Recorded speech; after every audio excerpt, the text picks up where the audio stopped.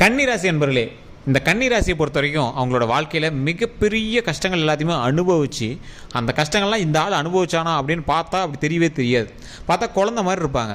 கேட்டால் கன்னிராசியா, கன்னிராசினா நீ ப்ளே பாய்ப்பா, கன்னிராசினா நீ ஜாலியான பர்சன்ப்பா அப்படின்னு சொல்லுவாங்க. ஆனால் அவங்களுடைய ஹிஸ்ட்ரி எடுத்து பார்த்தீங்க அப்படின்னா இவ்வளோ கஷ்டப்பட்ட மாதிரி யாருமே கஷ்டப்பட்டுருக்க மாட்டாங்க. வாழ்க்கையில் பல கஷ்டங்களை அனுபவித்து அந்த கஷ்டங்கள் மூலமாக நார்மலான இடத்துல கூட சிரிப்பாங்க. ஒரு கஷ்டத்தில் ஒருத்தர் சிரிக்கிறான் அப்படின்னா அவனை மாதிரி ஒரு மெச்சூரான ஆள் யாருமே கிடையாது.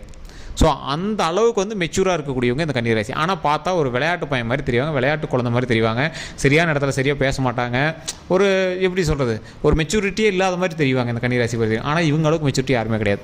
இவங்களுடைய பேச்சை கிட்ட தான் பலரும் நடப்பாங்க. ஆனால் இவங்க சொல்கிற மாதிரி இவங்க தான் சொல்லியிருப்பாங்களா அப்படின்னு நம்மளால் கண்டுபிடிக்கவே முடியாது. அந்தளவுக்கு வந்து பேக் போனாக இருப்பாங்க இவங்க. ஸோ இந்த ராசியை பொறுத்த வரைக்கும் வரக்கூடிய நாட்களில் மிகப்பெரிய மகிழ்ச்சி கிடைக்கக்கூடிய நாட்கள். ஆனால் சின்ன சின்ன சிக்கல்களும் இருக்குது. அந்த சிக்கல்கள் பெரிய சிக்கல்லாம் கிடையாது. சின்ன சின்ன ஒரு தூக்கமின்மை, அதே மாதிரி உடல் ரீதியாக சின்ன சின்ன ஒரு மாற்றங்கள் தெரியுது. அதே மாதிரி தொழிலில் சின்ன சின்ன இறக்கங்களாக இருக்குது, சார் என்ன பண்ணுறதுனே தெரியல அப்படின்னு இருக்கவங்க. ஸோ இந்த மாதிரி கஷ்டங்கள் இருக்கக்கூடிய உங்களுக்கு இனி வரக்கூடிய காலங்கள் பொற்காலங்களாக அமைவதற்கான நேரம் வரக்கூடிய நேரமாக இருக்கிறது. ஸோ அதற்கு நீங்கள் தனிப்படையான ஜோதிடமும் பார்த்து தெரிஞ்சுக்கணும். இப்போ நான் சொல்லக்கூடியது பொது பலன் தான். இருந்தாலும் இந்த பொது பலன்லேயும் 90% கவர் ஆகிடும். இருந்தாலும் நீங்கள் தனிப்படையாக உங்களோட கேள்விகளுக்கான பதிலை கீழே ஃபோன் நம்பர் இருக்குது, உங்களுடைய பிறந்த தேதி, பிறந்த நேரம், பிறந்த ஊரை சொன்னீங்க அப்படின்னா உங்களுடைய கேள்விகள் எதுவாக இருந்தாலும் அதற்கு தகுந்தாற் போல் உங்களுடைய ஃபுல் ஜாதகத்தை கிளியராக பார்த்துட்டு ஃபோன் மூலமாகவே நீங்கள் வந்து சரி பண்ணிக்கலாம். பிரபல ஜோதிடர் தான் உங்ககிட்ட பேசுவார். நிறைய ஆக்டர்ஸுக்கும் அதே மாதிரி பொலிட்டீஷியன்ஸுக்கும் தமிழ்நாட்டில் இப்போ நடக்கக்கூடிய சில சிக்கல்களை தீர்த்து வைக்கிற அளவுக்கு மிகப்பெரிய ஆட்களுக்கெல்லாம் ஜோதிடம் பார்க்கக்கூடியவர் இவர் தான். அந்தளவுக்கு விஐபிகள்லாம் இவங்க ஜோதிடம் பார்க்குறாங்களா அப்படின்னு நீங்கள் நினச்சாவே ஆச்சரியப்படுவீங்க. அந்தளவுக்கு சில ஆக்டர்ஸ்க்கும் இவங்க தான் பார்த்துட்ருக்காங்க, ஆக்டர்ஸ்க்கும் பார்த்துட்ருக்காங்க. உங்களுக்கு வேணும் அப்படின்னா அந்த நம்பருக்கு ஜஸ்ட் நீங்கள் ஒரு ஃபோன் பண்ணிங்க அப்படின்னாவே போதுமானதுங்க. அதே மாதிரி இந்த ராசியினரை பொறுத்த வரைக்கும், இந்த கன்னி ராசியினரை பொறுத்த வரைக்கும் பலரும் குழந்தையாக நினைக்கக்கூடிய ஒரு ராசி. சார் என்ன சார் குழந்தையாக நினைக்கக்கூடிய ராசி? அப்படி ஒன்றும் நாங்களாம் குழந்தை இல்லையே சார், என்ன சார் பெரிய இப்படிலாம் பேசுகிறீங்க, கன்னிராசினாவே எல்லாம் ப்ளே பாய்ங்கிறாங்க, நீங்களும் ஒரு மாதிரி பேசுகிறீங்க அப்படின்னு நீங்கள் நினைப்பீங்க.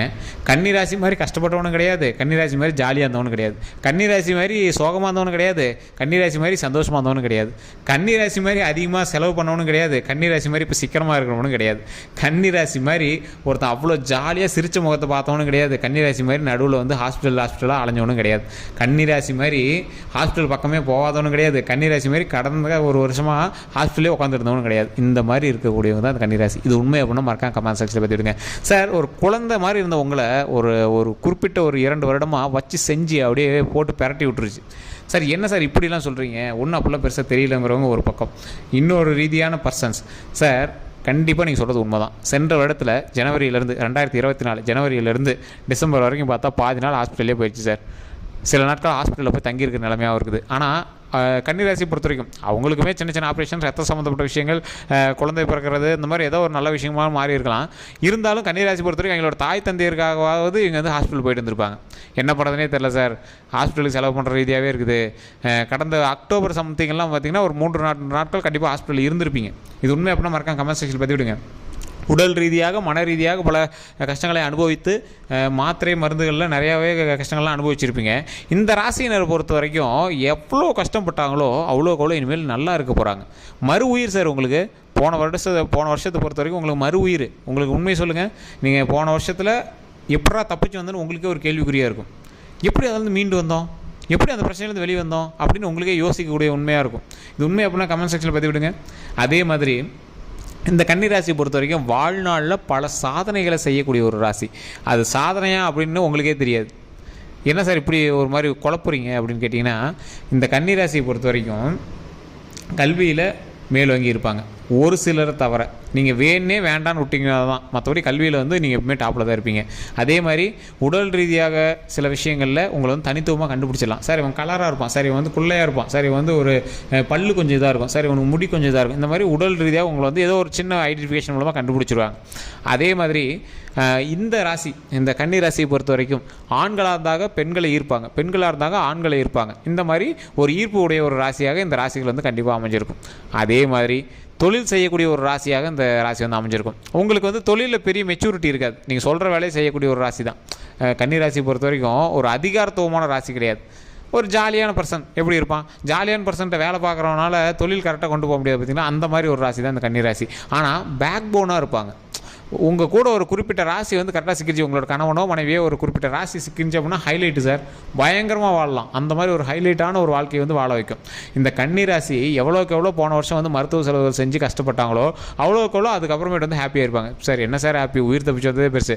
சார் நீங்கள் உயிர் தப்பிச்சதே பெரிய ஹாப்பி, போன வருஷம்லாம் பெரிய இது, நீங்கள் உயிர் தப்பிச்சிருக்கீங்க அப்படின்னா நீங்கள் கடவுளோட காலத்தொட்டு கும்பிடணும். ஸோ அந்த மாதிரி வந்து உங்களை வந்து தப்பிக்க வச்சிருக்கு அப்படின்னு தான் சொல்லணும்.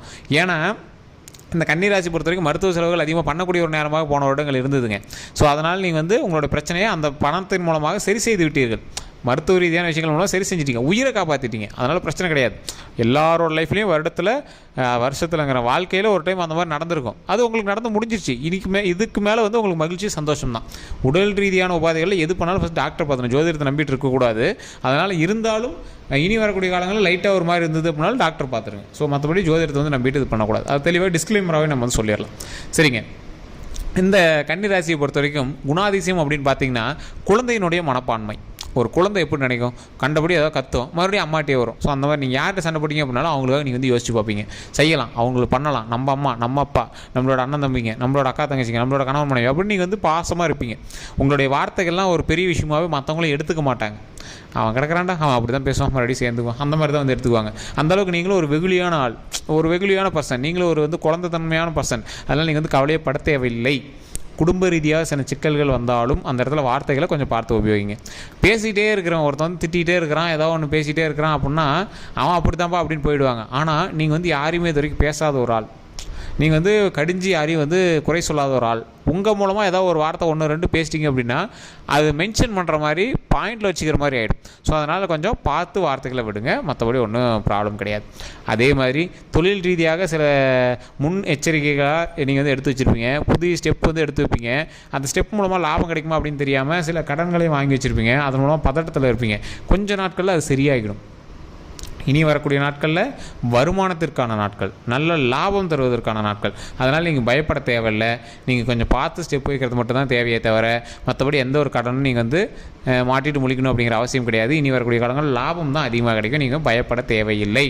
அதே மாதிரி இந்த ராசினர் கன்னி ராசியினர் பொறுத்த வரைக்கும் இனி வரக்கூடிய நாட்களில் ஒரு குறிப்பிட்ட 12 நாட்களில் நீங்கள் வணங்க வேண்டிய தெய்வமானது உங்களுடைய குலதெய்வம் மற்றும் நீங்கள் வணங்க வேண்டிய தெய்வமானது முக்கியமாக சொல்ல வேண்டிய ஒரு தெய்வம், அதாவது நீங்கள் முக்கியமாக வணங்க வேண்டிய ஒரு தெய்வம் அப்படின்னு பார்த்தீங்கன்னா ஹயக்ரீவர். சார் ஹயக்ரீவர் எதுக்கு வணங்கணும் சார்? இந்த ஹயக்ரீவர் வணங்குறதுனால கல்வி ரீதியான விஷயங்களை முன்னேறதுன்னு ஒரு பக்கம் இருக்குங்க. ஆனால் உங்களுக்கு தொழில் ரீதியான அறிவுகளும் கல்வி ரீதியான அறிவுகளும் உங்களுக்கு அதிகமாக வருவதற்கு ஹயக்ரீவரை நீங்கள் கண்டிப்பாக வணங்கி ஆகணும். ஓம் ஹயக்ரீவரே நமக, ஓம் ஹயக்ரீவரே நமக, ஓம் ஹயக்ரீவரே நமக. இதை மறக்காமல் கமெண்ட் செக்ஷனில் 3 டைம் பதிவிடுங்க. அதே மாதிரி ஃப்ரீ டைமில் வீட்டில் நீங்கள் வணங்கும் போது இந்த ஸ்கூலுக்கு போகிறவங்க, காலேஜுக்கு போகிறவங்க, தேர்வு எழுதுகிறவங்க, தொழில் தொடங்குறவங்க, கணக்கு ரீதியான விஷயங்களுக்கெல்லாம் நீங்கள் வந்து நிறையா லாபம் வரணும் அப்படின்னு நினைக்கிறீங்களா, அந்த ஹயக்ரீவரை வணங்குங்க. ஹயக்ரீவரை வணங்கும் போது நீங்கள் வந்து கவுண்டிங் எப்படி சொல்கிறது, பணம் அதிகமாக வர வைக்கணும். பணம் வந்து அதிகமாக தேவைப்படுறதுக்காக தான் நம்ம தொழில் தொடங்குகிறோம். பண ஓட்டத்தை அதிகப்படுத்துகிற அளவுக்கு நம்மளுக்கு வந்து மூளையை கொடுப்பார். அப்போ கடவுள் என்ன பண்ணுவார், பண ஓட்டம் அதிகமாக இருக்கிற அளவுக்கு மூளை இருக்குது, அப்போ அவனுக்கு அதிகமான பண வருவாயை கொடுக்கணும். இப்போ நீங்கள் ஆடிட்டிங் படிக்கிறவங்க எப்பயுமே சும்மா இருக்க போகிறதில்ல, ஓகேவா? மற்றவர்களோட கணக்கு வழக்கையாவது பார்த்துட்ருப்பாங்க. ஸோ அந்த மாதிரி ஏதோ ஒரு வகையில் நீங்கள் படித்ததற்கான ஒரு விஷயம் வந்து நடந்துகிட்டே இருக்கும் உங்கள் கூட. உங்களுக்கே தெரியாமல் நீங்கள் படித்ததுக்கான ஒரு விஷயம் நடந்துகிட்டே இருக்கும். இப்போ நீங்கள் பண ரீதியாக நீங்கள் வந்து அது கடவுளை வணங்குறீங்க, அதற்கான ஆற்றலை பெறுறீங்க. அப்போ சும்மா வச்சுட்டு இருக்கக்கூடாது, கடவுள் அதற்கான வருமானத்தை கொடுத்து நீ கவுண்ட் பண்ணு பார்த்துக்கலாம் அப்படிங்கிற அளவுக்கு வருமானத்தை கொடுக்கும். அதுதான் ஹயக்ரீவர் வந்து வணங்குறதுங்க.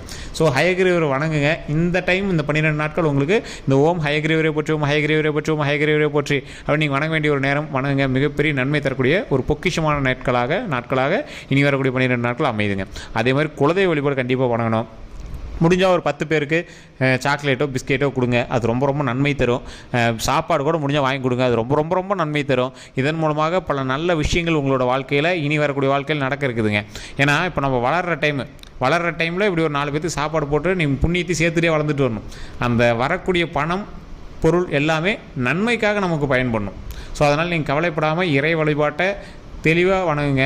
எப்போ நீங்கள் வந்து கோயிலுக்கு போனாலும் சரி, பெருமாள் கோவிலில் கண்டிப்பாக ஒரு நெய் விளக்கு ஏற்றி 2 நெய் விளக்கு கூட ஏற்றி சாமி முன்னாடி நின்று சாமியோட ரைட் சைடில் நின்று பொறுமையாக வணங்கிட்டு வாங்க. உங்களுக்கு இந்த விஷயம் தேவை, எனக்கு இது வேணும் அப்படிங்கிறது பொறுமையாக வணங்கிட்டு வாங்க. குலதெய்வ கோயிலுக்கு போனீங்க அப்படின்னாலும் அதை அதே மாதிரி ட்ரை பண்ணி பாருங்கள், மிகப்பெரிய நன்மை கிடைக்குங்க. ஏன்னா இந்த கன்னிராசியை பொறுத்த வரைக்கும் கேட்டதை கடவுள் கொடுக்கக்கூடிய ஒரு நேரம், நன்மை, சந்தோஷம், மகிழ்ச்சியை தரக்கூடிய ஒரு முக்கியமான நேரம். அதனால் கண்டிப்பாக இறை வழிபாடு பண்ணுங்கள், அதன் மூலமாக பல நன்மைகள் கிடைக்கும். இந்த கன்னிராசிக்கு டாப் ஹைலைட் வரக்கூடிய நாட்கள் மகிழ்ச்சி, சந்தோஷம், உடல் ஆரோக்கியம், நீண்ட ஆயுள் சூப்பராக இருக்க போது. ஸோ கவலைப்படாமல் இனி வரக்கூடிய நாட்களை வணங்கிட்டு வாங்க. உங்களுக்கு எப்படி இருக்குது, இந்த ஸ்டெப்பு பண்ணலாமா அப்படிங்கிற சந்தேகங்கள் இருந்தது அப்படின்னா கீழே ஃபோன் நம்பர் கொடுத்துரும், ஜஸ்ட் ஃபோன் பண்ணி உங்களுடைய தனிப்படையான ஜாதகத்தை பார்த்து தெரிஞ்சுக்கோங்க. வேறு ஏதாவது கருத்துக்கள் இருந்தால் மறக்காம கமெண்ட் செக்ஷனில் பதிவிடுங்க. இந்த வீடியோ ஃபேஸ்புக்கில் பார்த்துருக்கீங்க அப்படின்னா ஃபோன் நம்பர் அதிலே இருக்கும். யூடியூப்பில் பார்த்தீங்கன்னா டிஸ்கிரிப்ஷனில் ஃபோன் நம்பர் கொடுத்துருப்பாங்க. ஃபேஸ்புக்கில் பார்த்தீங்கன்னா ஃபாலோ பண்ணிக்கோங்க. யூடியூப்பில் பார்த்துருக்கீங்க அப்படின்னா சப்ஸ்கிரைப் பண்ணிட்டு பெல் பட்டன் ப்ரெஸ் பண்ணி அதில் ஆல் அப்படின்னு கிளிக் பண்ணிக்கோங்க. எல்லோருக்கும் நன்றி நண்பர்களே.